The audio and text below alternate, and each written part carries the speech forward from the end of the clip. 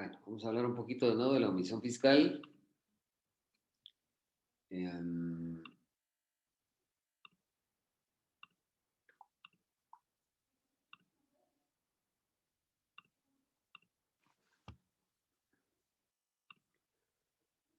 Como les venía reiterando,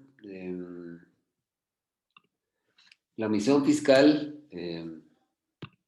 ese término significa que un contrato que está sujeto a un gravamen de pago de impuestos, pues no se graban los impuestos correspondientes. Dentro de las leyes tributarias hay un hecho generador. El hecho generador, por favor, apaguen ese micrófono.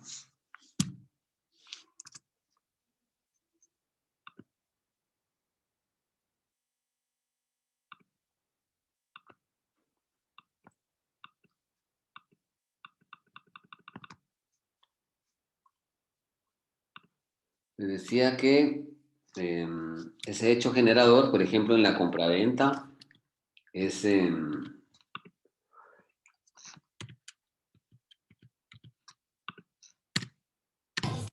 la enajenación de un bien, ¿verdad?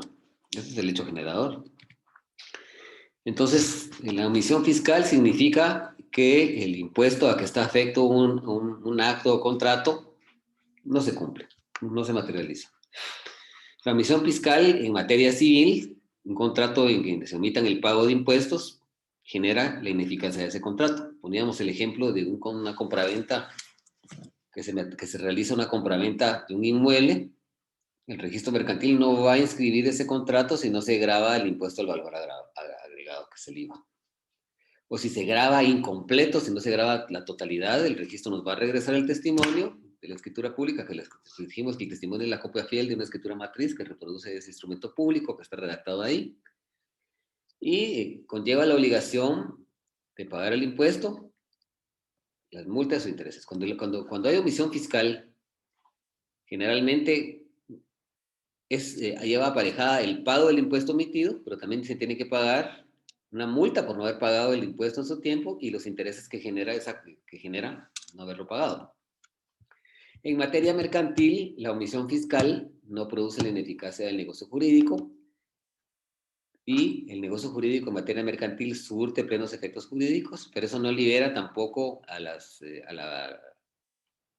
persona que tenga que pagar el impuesto, al agente tributario, al agente tributador, al agente generador, que es el agente generador, que el pago de esos impuestos y de los intereses correspondientes y de las multas.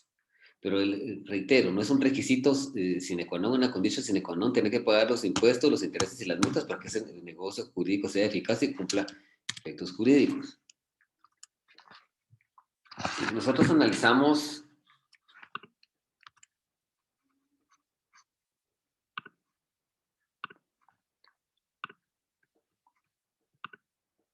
el artículo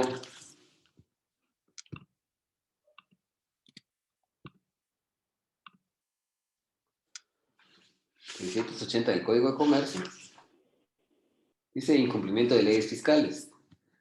Los efectos de los contratos y actos mercantiles no se perjudican ni suspenden por el incumplimiento de leyes fiscales, sin que esta disposición libere a los responsables de las sanciones que tales leyes impongan. ¿Sí? Entonces, la diferencia básica es que en materia civil pues hay que pagar impuestos, ya que está sujeto a un contrato o acto para que pueda surtir plenos efectos jurídicos. En materia mercantil, si no se pagan los impuestos, eso no hace ineficaz el contrato, surte plenos efectos jurídicos, pero no libera a la persona que debe pagar los impuestos de pagar los impuestos, multas e intereses. No sé si hay alguna duda con respecto a esto.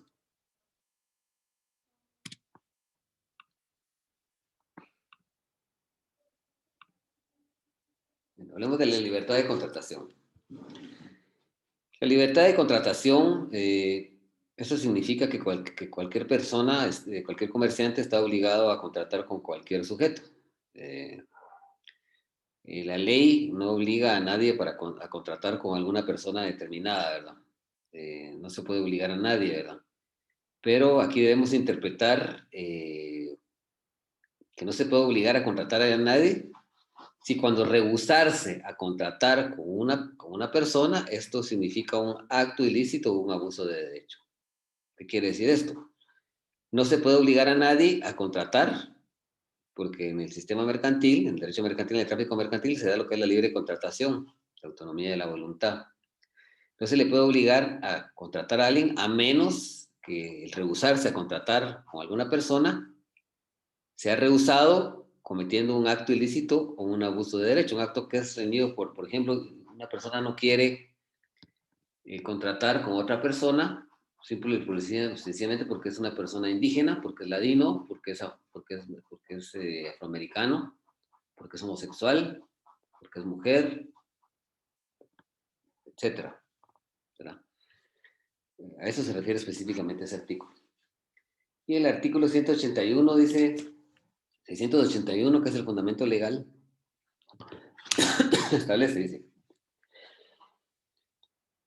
nadie puede ser obligado a contratar, sino cuando el rehusarse a ello constituye un acto ilícito o un abuso de derecho. O sea, a nadie se le puede obligar a contratar. ¿Por qué? Porque ese es el derecho de autonomía, el derecho de contrato con quien yo quiera. Pero cuando yo me voy a rehusar a contratar y voy a cometer un abuso de derecho, un acto ilícito, no voy a contratar con una persona por el simple hecho de ser indígena, no voy a contratar con una persona por el simple hecho de que es un ladrón, ¿verdad? Entonces ahí se le tiene que obligar a contratar. ¿Cómo se lo debería contratar? La primera instancia sería en el libro de quejas que tienen en el negocio, poner una denuncia en la Dirección de Atención al Consumidor para ver qué resuelve, o seguir un juicio sumario de daños y perjuicios, por los daños y perjuicios que podría rogar a esa persona el hecho de no contratar con ella. No sé si hay alguna duda en cuanto a esto de la libertad de contratación.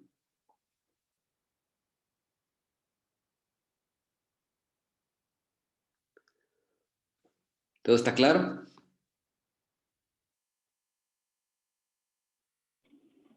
Philip, Vamos a seguir. Aquí tenemos los ejemplos que les había dicho yo, ¿verdad? Eh, Cuando hablamos que una persona no quiere contratar con otra por cuestiones de religión, de raza, de situación económica, entonces ahí sí, eso no sería un acto de justo o ecuánime, sino que es un acto arbitrario. Entonces ahí se comete un abuso de derecho, ¿verdad?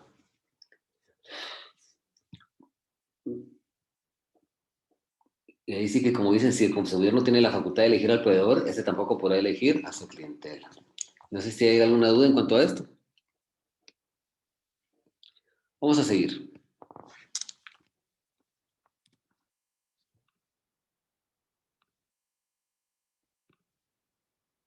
Bueno, vamos a hablar ahora nosotros de los efectos de la cláusula rebus sic stantibus. La cláusula rebus sic stantibus, que es una palabra latina, es la teoría de la imprevisión. Así se llama, la cláusula rebus o sic stantibus, también recibe el nombre de teoría de la imprevisión.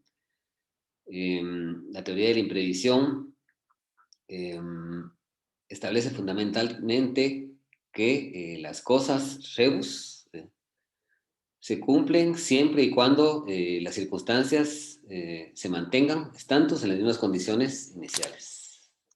O sea, el contrato, la prestación del contrato, siempre las prestaciones que son objeto de contrato siempre se van a cumplir, siempre que las circunstancias primitivas en que se celebró el contrato se mantengan.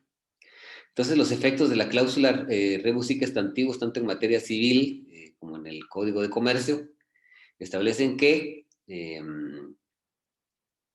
el deudor puede demandar a través de la vía correspondiente la terminación de un contrato, eh, pero tiene que ser en los contratos de tracto sucesivo, los contratos que se cumplen a través de una serie de prestaciones periódicas que se materializan en el tiempo. El tracto sucesivo de ejecución diferida, si acaecen, se manifiestan, se originan hechos extraordinarios e imprevisibles que hagan oneroso el cumplimiento de la prestación.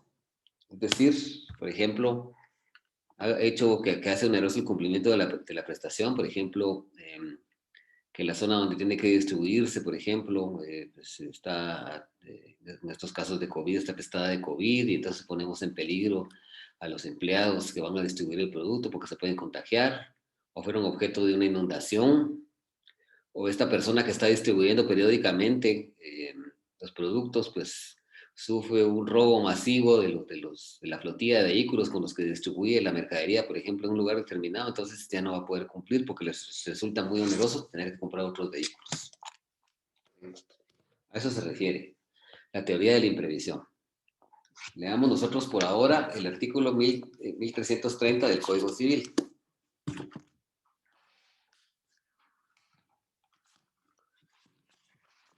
Este artículo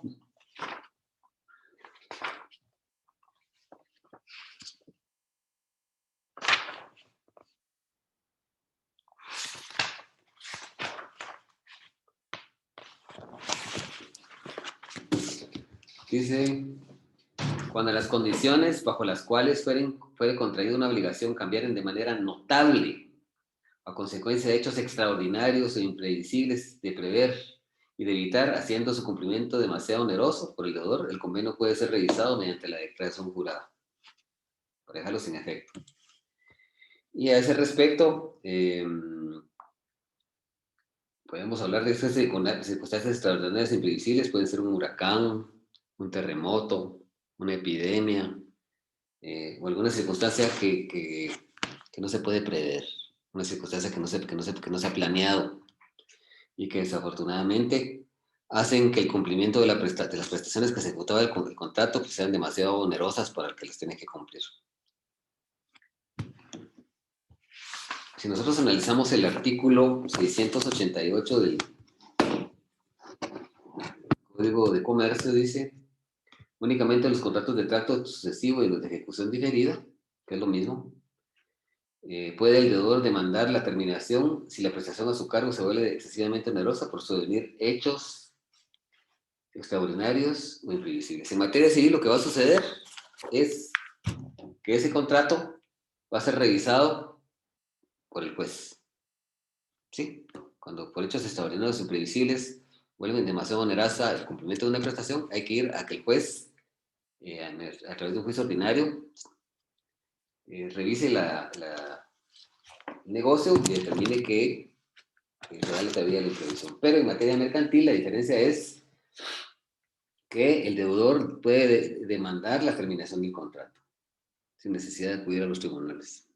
Esa es la diferencia básica. ¿Tenemos alguna duda de esto?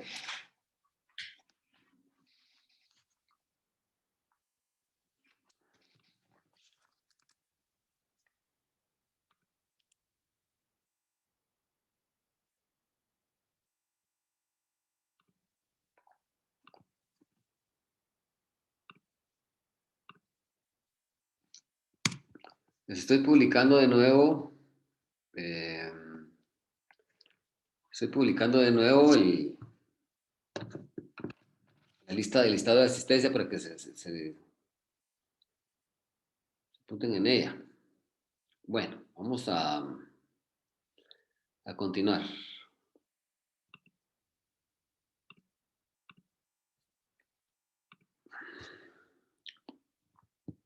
Bueno.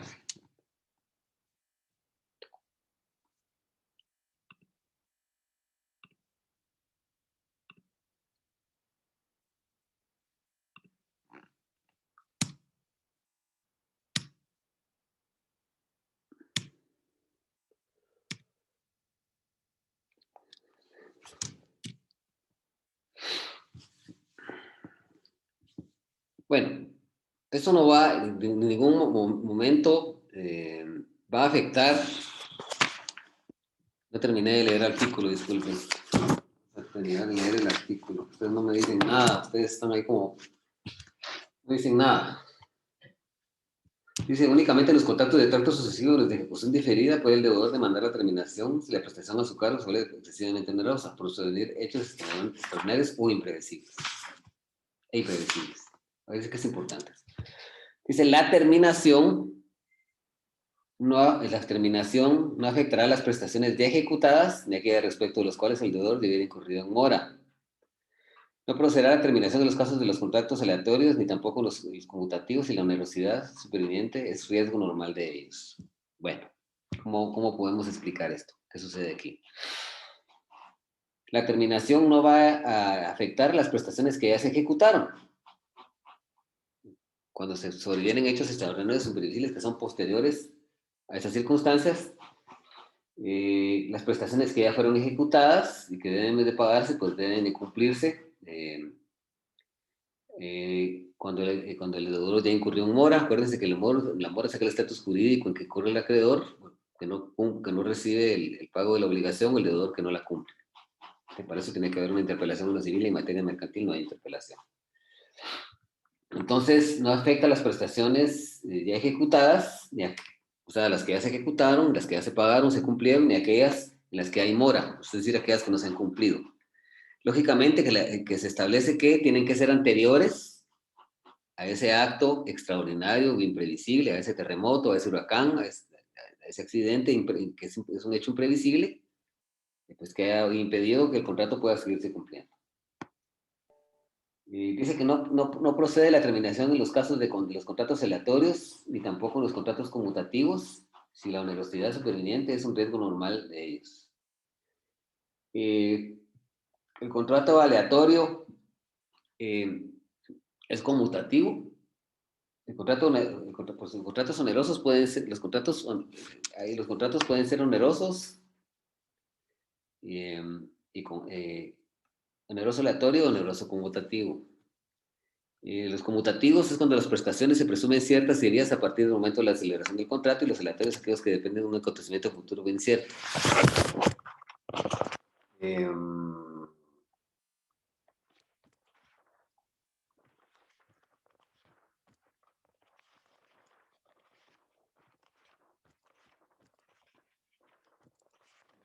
Por eso por aquí me pueden decir.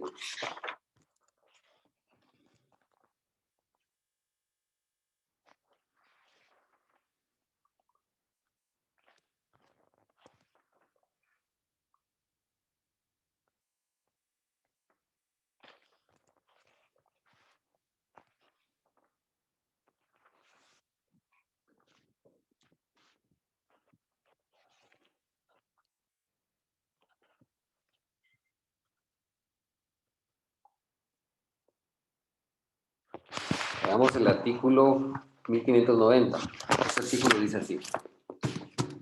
Dice el contrato, es contrato oneroso aquel en el que se estipulan provechos y gravámenes recíprocos, requisito aquel en que el provecho es solamente para una de las partes. Eso lo vimos ayer, eso lo tenemos bien claro. Ahora, vamos a establecer cuándo un contrato oneroso es conmutativo y cuándo es aleatorio. Recuérdense que dijimos hace un momento que el contrato oneroso es conmutativo cuando las prestaciones se presumen ciertas y debidas a partir de la celebración del contrato, y aleatorio cuando depende de un acontecimiento futuro incierto. Y lo vamos a corroborar. El artículo 1501 establece, dice, el contrato oneroso es conmutativo cuando las prestaciones que se deben, las partes son ciertas desde que se celebra el contrato. O sea, cuando yo celebro el contrato, sé que tengo que dar una compraventa, yo tengo que enajenar una casa, yo tengo que pagar el peso. Ahí está, el ejemplo clásico. Dice, el contrato oneroso es conmutativo cuando las prestaciones que se deben las partes son ciertas de la celebración del contrato, de tal suerte que ellas pueden apreciar inmediatamente el beneficio o la pérdida que les causa esto. Dice, y es aleatorio cuando la prestación depende de un acontecimiento incierto que determina la ganancia o pérdida desde el momento en que ese acontecimiento se realiza. ¿Sí? Prácticamente aquí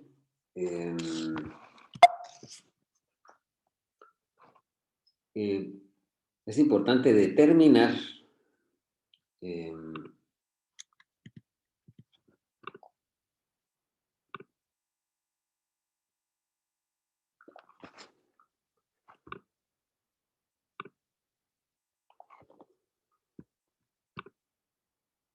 es importante establecer en conformidad con el artículo 688 que veníamos analizando. Dice el último párrafo, dice, no procede la terminación de los contratos aleatorios, ni tampoco de los conmutativos, y la onerosidad superveniente, riesgo normal de ellos. Por ejemplo, en el contrato de seguro. El asegurador no puede alegar que porque yo me estrellé contra un tráiler y me maté, que no pueden pagar el seguro de vida a mis familiares, a mis deudos. ¿Por qué? Porque yo cuando celebré ese contrato, trasladé un riesgo. Entonces el contrato, la onerosidad de ese contrato de naturaleza aleatoria es propia de ese contrato. Hay una siniestralidad ahí que es propia de ese contrato. Entonces, el riesgo es normal en ese tipo de contratos. Ahí no podía alegar la terminación de ese contrato. Tampoco lo podía alegar en un seguro de daños, ¿verdad? Un seguro de robo. No lo va a cumplir porque se dio el robo, cuando se está asegurando el contrato por ese tipo de circunstancias, ¿verdad? Algunas veces los seguros de vida, pues, lo que a veces no cubren son por muertes violentas, solo cubren muertes naturales, una muerte, por ejemplo, de cáncer del corazón, alguna enfermedad congénita, pero a veces no cubren las muertes violentas, o sea, muertes que se dan a través de un homicidio, de un asesinato. Pero es por eso hay que leer bien la póliza, ¿verdad? Que serían las exclusiones que se dan, pero no se puede alegar que existe un riesgo que no se va a pagar cuando el riesgo es la propia naturaleza del contrato. A eso se refiere. El riesgo es, el contrato es aleatorio por su propia naturaleza. Tiene riesgos por su propia naturaleza, entonces ahí debe de cubrirse. No sé si hay alguna duda en cuanto a este ejemplo. ¿Está claro? Si me perdí en la explicación o si lo entendieron bien.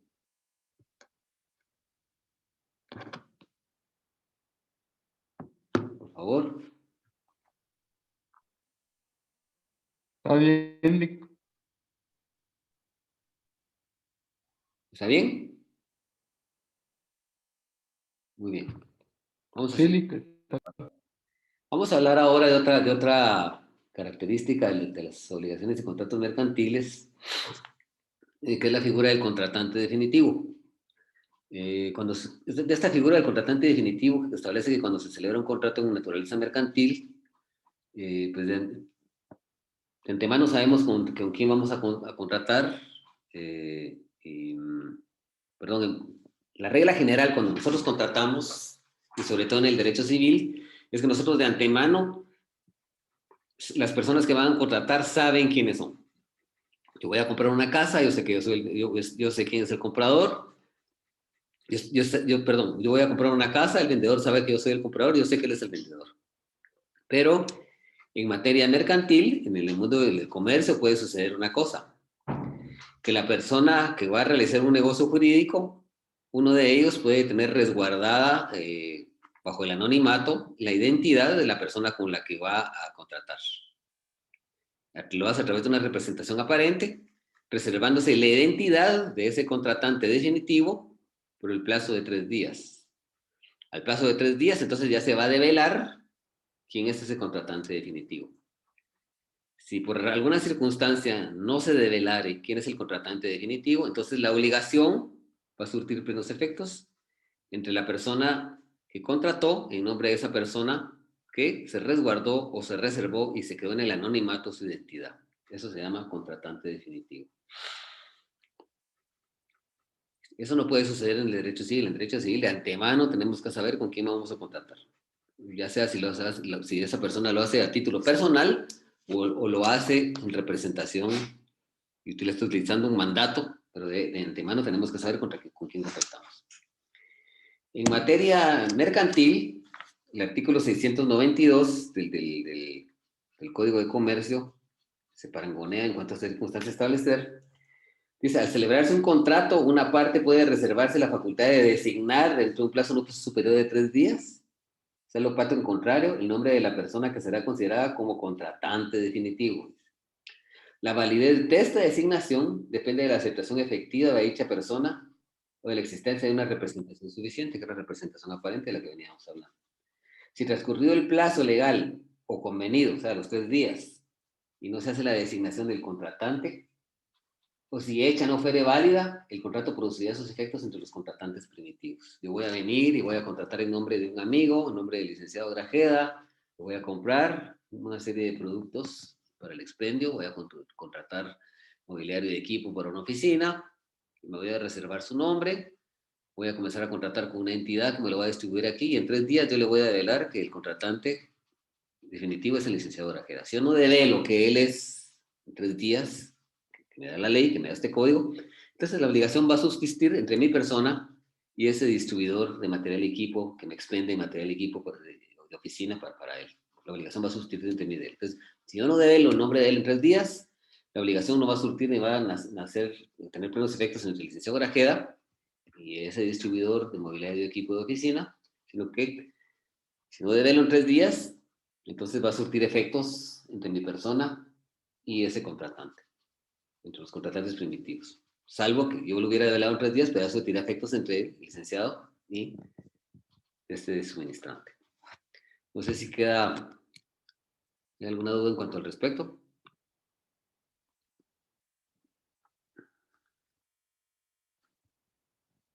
Pueden leer ustedes esa diapositiva que teníamos ahí pendiente.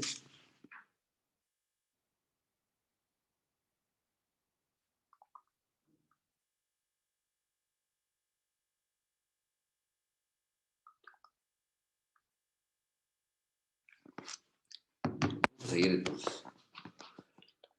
Bueno, vamos a hablar ahora del derecho de retención. El derecho de retención es una figura tanto del derecho mercantil como del derecho civil. Esta figura pues tiene la característica especial de que el acreedor en materia mercantil tiene derecho a conservar en su poder los bienes que han sido entregados como prestación del contrato por el deudor, en tanto este no haya cumplido con pagar la prestación a que tiene derecho por naturaleza del contrato.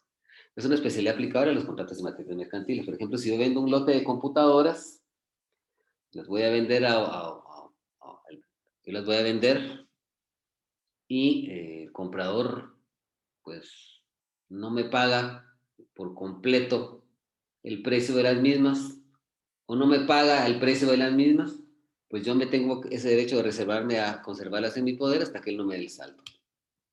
Si le entregué una parte de las computadoras eran 100 y le entregué la mitad, y él me queda viendo la mitad, pues yo tengo la facultad de retener esos bienes objeto de contrato hasta que él no me pague.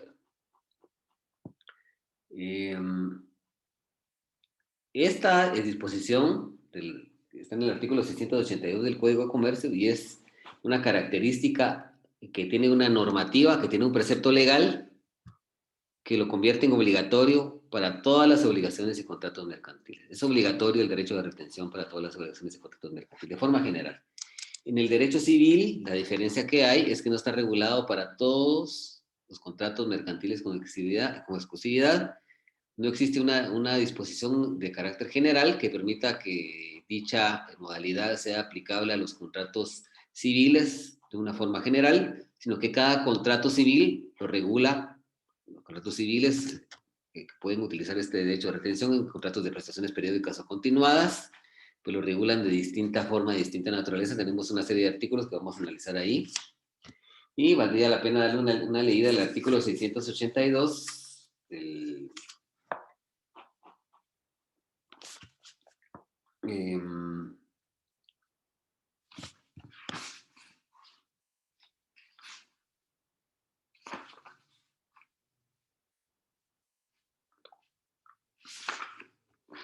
contrato 682, que dice derecho de retención, dice: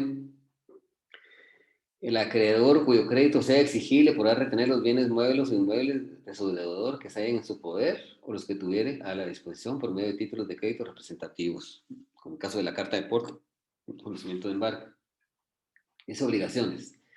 El que retiene tendrá las obligaciones de un depositario. El que retiene tiene las obligaciones de un depositario. Entonces aquí habría que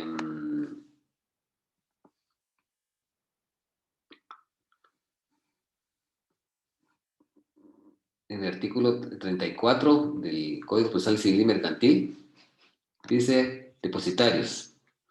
La conservación y administración de los bienes embargados o secuestrados se confía a un depositario, salvo que la ley disponga otra cosa. Todo depósito deberá ser recibido por inventario que firmarán el propietario de la cosa depositada si quiere hacerlo y el que la reciba. Los depositarios deben ser personas de reconocida honradez y arraigo, nombrados por el juez, y en todo caso deberán estar obligados a la administración suficiente que el juez estime.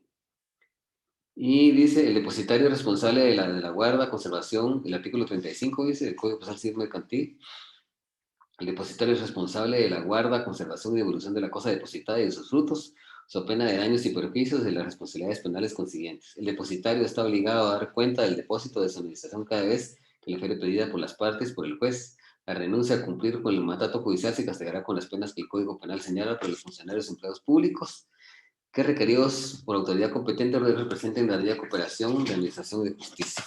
La debida cooperación de la administración de justicia. Y también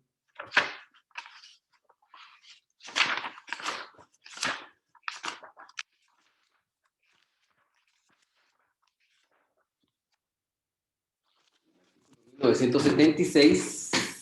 1978, perdón...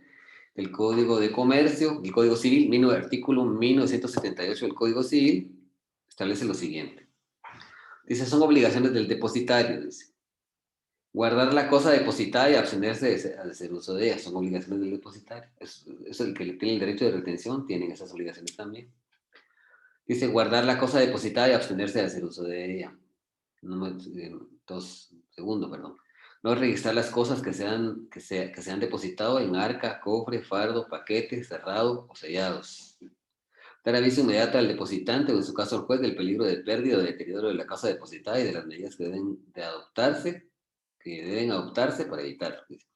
Indemnizar los daños y perjuicios que por dolo o culpa sugiere el depositante. Entonces, ese derecho de retención es un derecho que es aplicable a todas las regulaciones de contratos mercantiles y en materia civil está diseminado por todo el Código Civil, se regula de no hay una disposición general que permita la aplicación para todos los contratos mercantiles, sino que cada contrato mercantil lo regula de una forma pues, particular. ¿Verdad? Si nosotros analizamos el artículo 1713 del Código Civil, dice, el mandante debe anticipar al mandatario, el artículo 1713, dice, el mandante debe anticipar al mandatario, si éste lo pide, las cantidades necesarias para la ejecución del mandato.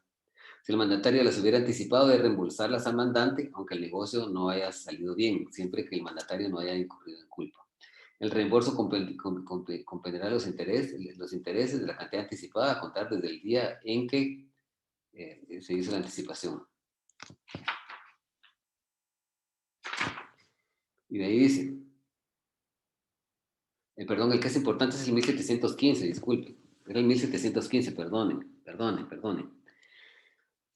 El 1714 es importante también darle lectura. Dice, debe también el mandante indemnizar al mandatario de todos los daños y perjuicios que haya causado el cumplimiento del mandato sin culpa ni dolo del monto del mandatario. O sea, aquí hay una obligación de pagar una obligación. En el caso del artículo 1713, el mandante tiene derecho de anticipar al mandatario las cantidades que sean necesarias para el ejercicio del mandato.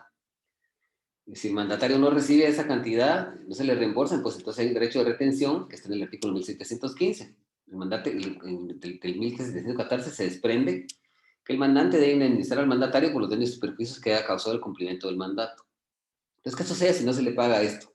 ¿Qué sucede si en el caso del artículo anterior tampoco se paga? Entonces, el artículo 1715 tiene una consecuencia y dice, el mandatario podrá retener las cosas que son objeto de mandato hasta que el mandante realice la indemnización y el reembolso de que tratan los artículos anteriores. El reembolso de los gastos que él utilizó por pagar cosas propias del mandato. Y en el otro, el caso de indemnizarlo por los daños y perjuicios que le provocan, pues, el cumplimiento del mandato, el objeto de cumplir el mandato. El artículo 1828 también tiene otro ejemplo de derecho de retención. Dice, si el comprador fuere perturbado en la posesión o hubiere motivo justificado para temer que lo será, podrá el juez autorizarlo para retener la parte del precio que baste a cubrir la responsabilidad del vendedor, salvo que éste haga cesar la perturbación o garantice el saneamiento. Un ejemplo bien claro, que en caso que es perturbado, y entonces, en este caso, el vendedor tiene derecho a retener, a pedir la rescisión y devolver lo que se ha pagado como precio del contrato, perdón. En este caso, el que perturbe la posesión que tiene la parte que te está obligada a pagar el precio, pues entonces no lo va a pagar hasta que haga cesar la causa de perturbación o garantice que no va a ser perturbado o garantice el saneamiento.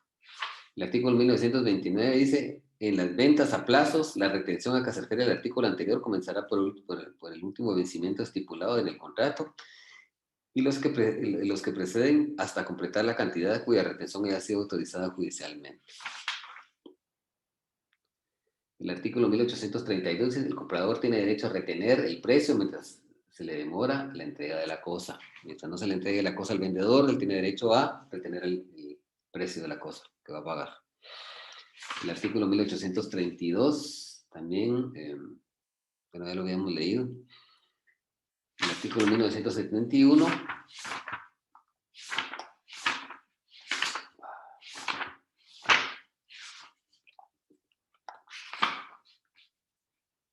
El contrato de comodato, dice: el comodatario no puede retener la cosa en seguridad ni en compensación de lo que se le debe, el que le debe el comandante, pero si la deuda procede de gastos extranjeros indispensables en beneficio de la misma cosa, podrá retenerla en calidad de depósito, pero no se le haga pago. O sea, no puede retenerla por lo que le deben, pero si hay gastos extraordinarios, si no se le pagan esos gastos extraordinarios, él va a retener la cosa, no la va a devolver hasta que no le paguen esos gastos extraordinarios.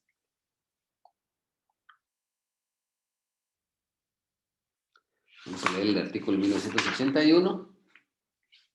Dice, y este es el contrato de depósito, es: el depositante está obligado a satisfacer al depositario los gastos hechos en la guardia y conservación de la cosa, y a resistir los daños y perjuicios que el depósito le hubiera causado. Es lógico, tenemos que pagarle al depositario los honorarios por materializar esa resguarda y custodia de un bien. En el caso que se le provoque algún perjuicio, pues el pago de daños y perjuicios. Pues si no se lo pagamos, el artículo 1982 establece un caso de derecho de retención y dice: el depositario podrá retener la cosa depositada mientras no se le haya pagado o garantizado los gastos o los daños y perjuicios a que se refiere el artículo anterior. El artículo 2026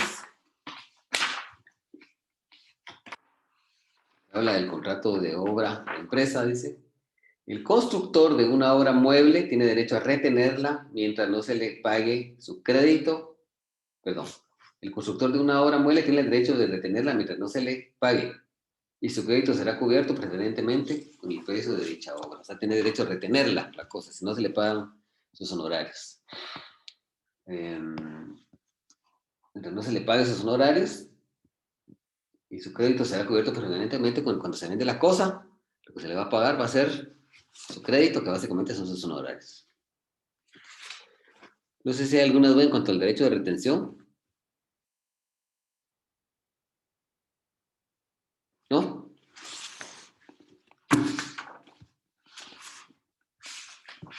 Sí, yo tengo una duda. No. Es en el artículo 1828.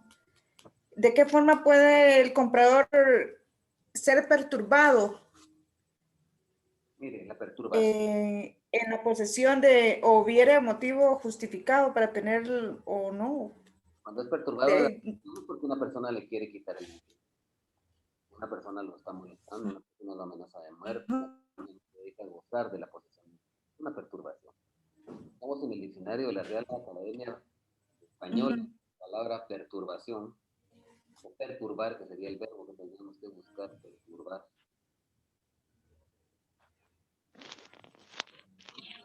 bueno. Dice, Solamente eso, gracias.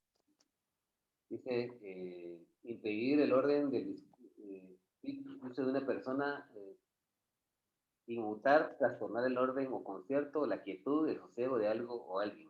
O sea, alguien que está ejerciendo una posesión pacífica de un bien y nosotros lo estamos perturbando en esta posición es porque no lo dejamos posesionar la cosa de una forma adecuada. Si una persona está viviendo, está posesionando un terreno, nosotros, una persona que ejerce actos arbitrarios, que lo quiere sacar, que le mata las vacas, que le quema las cosechas, que le bota los cerdos, que le va a muerte, que quiere... Bueno, vamos a hablar ahora un poquito nosotros. ¿Quedó resuelta su duda ahí?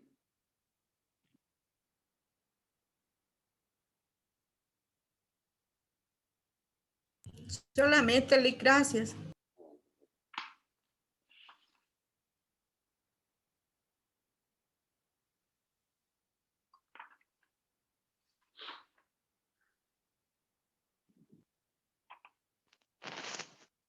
Vamos a analizar ahora.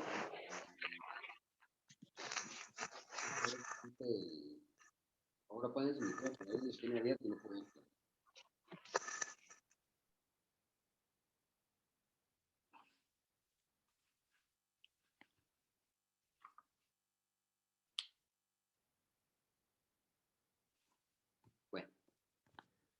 Vamos a analizar ahora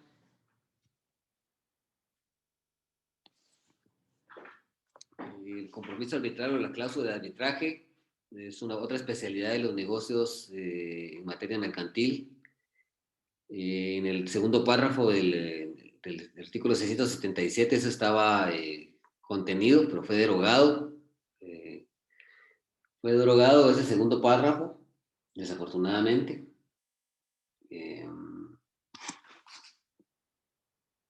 Fue derogado.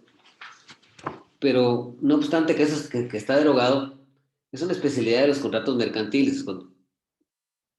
Cuando en un contrato se celebra un contrato mercantil, regularmente hay una cláusula de arbitraje. Eso quiere decir que si hay alguna controversia, alguna diferencia, alguna disputa que deba generar, que esa disputa deba ser disipada, es un derecho en estado injustificado que debe disiparse, dilucidarse en un proceso de conocimiento. La vía que se utiliza por preferencia es la vía del arbitraje, si se pacta en el contrato. Entonces, aunque fue derogado, es una disposición que nos obliga contractualmente, la cláusula de arbitraje. El compromiso arbitral o cláusula de arbitraje es un acuerdo de voluntades que dentro de un contrato específico, y entre una de esas estipulaciones tiene ese compromiso, esa cláusula de arbitraje, que quiere decir que si existe alguna disputa, en lugar de irse a la vía del juicio, de un juicio a la vía judicial, pues el organismo judicial, que sería un juicio de sumario, o la naturaleza que sea, entonces tienen que irse a la vía del arbitraje. El arbitraje, creo que básicamente nosotros hemos hablado ya de él, ¿verdad? Es un proceso de conocimiento entre las diferencias de los sujetos procesales se van a disipar por medio de árbitros, ¿verdad? Por medio de árbitros que son sujetos que tienen un conocimiento pleno. Hay árbitros de derecho y árbitros de equidad. Los árbitros de derecho resuelven conforme a la ley, los de equidad resuelven conforme a su leal saber y entender. Entonces, la cláusula de arbitraje es algo que se pacta mucho en los contratos mercantiles. Vamos a darnos cuenta que la mayoría de contratos mercantiles tienen esa cláusula de arbitraje, es decir, que las partes deben acudir a la vía del arbitraje para resolver una controversia determinada en los contratos. La mayoría de esos contratos mercantiles cuentan con esa cláusula de arbitraje o compromiso arbitral, y también algunas partes que hayan otorgado un contrato y no hayan pactado cláusula de arbitraje, pues pueden hacer un compromiso arbitral para solventar esa controversia en la vía del arbitraje. Es una especialidad propia pues de los contratos mercantiles, ¿verdad? Es una especialidad. Antes existía en el artículo 677 una disposición legal que pues regulaba lo que era el arbitraje de forma expresa para todos los contratos mercantiles. Y aunque en la realidad, en la práctica mercantil, pues ya no tengamos ese párrafo vigente, entonces siempre en materia mercantil es una característica especial de estos contratos que los otorgantes, los contratantes, siempre incluyen esa cláusula de arbitraje. Algunos de ellos, cuando no incluyen la cláusula de arbitraje, entonces realizan después un compromiso arbitral para disipar, para dilucidar esa controversia en la vía del arbitraje.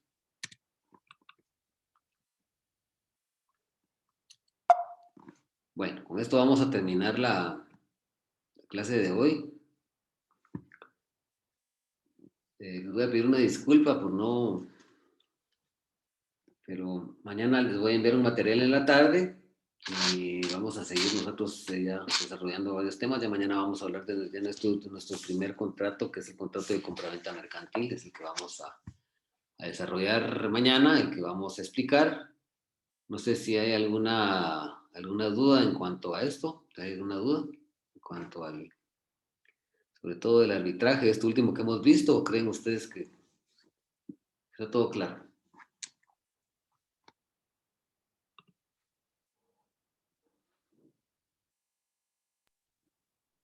Está claro, Lick, gracias. Bien.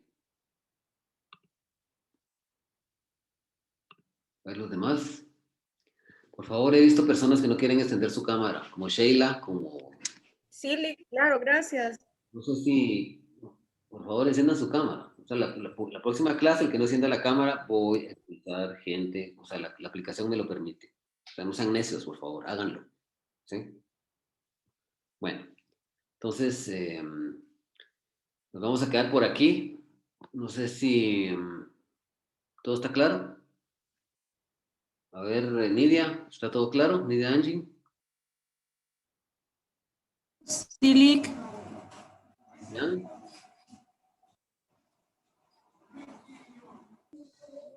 Sí, Lick, todo bien. Bueno, entonces nos vamos a quedar por aquí. Voy a parar la grabación por acá. Ya